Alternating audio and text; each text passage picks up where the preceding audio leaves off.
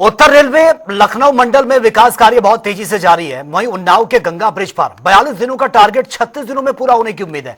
और इसी को लेकर हमारे संवाददाता ने डीआरएम एसएम शर्मा से खास बातचीत भी की है। एक बार ये रिपोर्ट देख लेते हैं। उत्तर रेलवे में लगातार विकास के काम तेजी से चल रहे हैं, चाहे अयोध्या को, चाहे बनारस को और चाहे प्रयागराज में हो। बड़े पैमाने में काम चल रहे हैं और काम पूरे भी हो गए।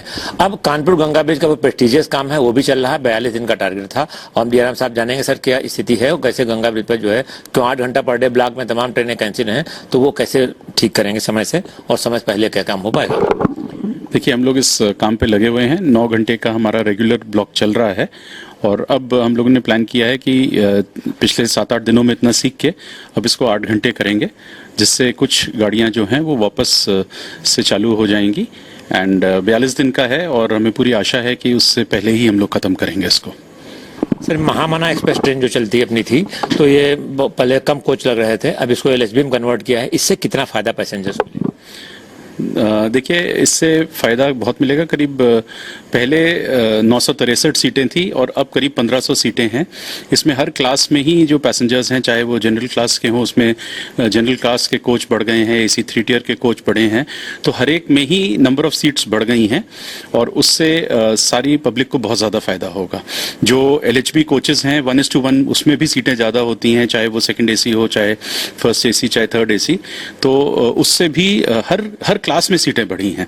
और इसका टाइमिंग ऐसा है कि वो दोनों लखनऊ मेल के बाद जाती है, यहाँ लखनऊ टच करती हुई, तो जो बनारस में नहीं भरेंगी वो यहाँ भर जाएंगी। तो गाड़ी तो अभी तो फुली जा रही है।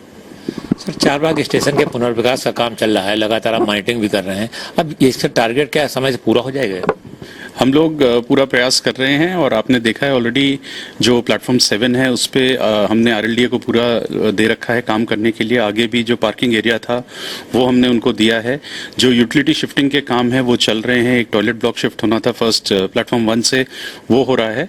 दूसरा, सेकेंड एंट्री पे जो काम है वो तेज़ी से चल रहे हैं। उसमें बिल्डिंग अब आप देख सकते हैं, दूर से आपको नज़र आनी शुरू हो गई है, उसकी फिनिशिंग अभी होगी। प्लस जो सर्कुलेटिंग एरिया और पार्किंग बननी है वो भी काम चल रहा है। तो मुझे आशा है कि करीब जून से अगस्त के बीच में ये हम उसको चालू कर पाएंगे। सर, कोच गाइडेंस सिस्टम जो है लगातार पैसेंजर बहुत राहत दे रहा है तमाम स्टेशनों में। प्रयागराज मैंने भी देखा अपने सामने किस तरह आपने चालू करा करके तुरंत काम कराया।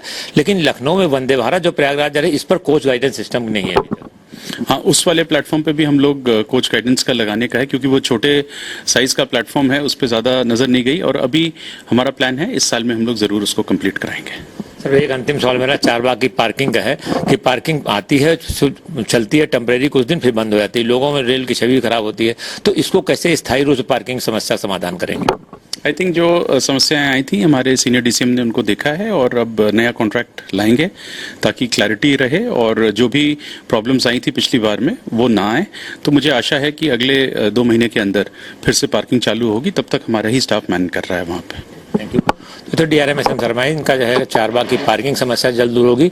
और इसके बाद सबसे बड़ी जो है वंदे भारत की पैसेंजर प्रॉब्लम आ रही थी कोच गाइडेंस सिस्टम को, उसके लिए उनका टारगेट पे है कि कोच गाइडेंस सिस्टम भी लगाया जाएगा। साथ ही मंडल में जो है जो गंगा ब्रिज का काम चल रहा है वो भी समय से पहले 42 दिन का टारगेट है, लेकिन उससे पहले पूरा हो जाने की पूरी उम्मीद है और वो लगातार इसकी मॉनिटरिंग भी कर रहे हैं। कैमरा पर्सन आशीष के साथ टीएन मिश्रा, जनता टीवी, लखनऊ।